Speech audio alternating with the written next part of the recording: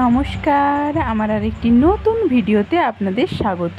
আজকে সকালেই হয়েছে আমাদের এই ছোট্ট বাছুরটা। দেখেছেন কতটা সুন্দর দেখতে হয়েছে। না এক হাতে করে টমেটো কাটছি না, ক্যামেরাটা এক হাতে ধরে রেখেছি, তাই জন্য এই ব্যবস্থা।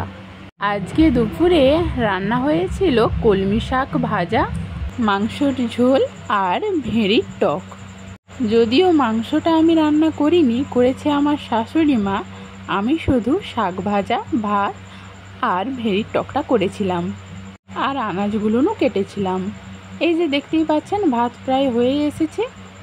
এখন কড়াইতে একটু জিরা আর তেল, পেঁয়াজ লঙ্কা দিয়ে পেঁয়াজগুলো লাল লাল ভাজা হয়ে যাওয়ার পর কলমি শাক সিদ্ধ করে রেখেছিলাম, মানে জলটা গেলে রেখেছিলাম আর কি, সেইগুলো দিয়ে দিলাম। ওটা হয়েই গেছে প্রায়। তারপর সোমরা দিয়ে ভেড়ি বেগুন তুলে নাড়তে থাকলাম।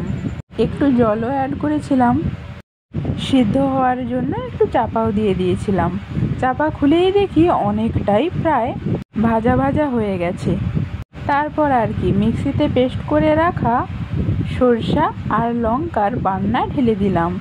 সাথে তেঁতুলকেও ভিজিয়ে রেখেছিলাম, তেঁতুলগুলোকে চকুটে তার জলটাও দিয়ে দিলাম। সাথে একটু নর্মাল জলও অ্যাড করেছিলাম।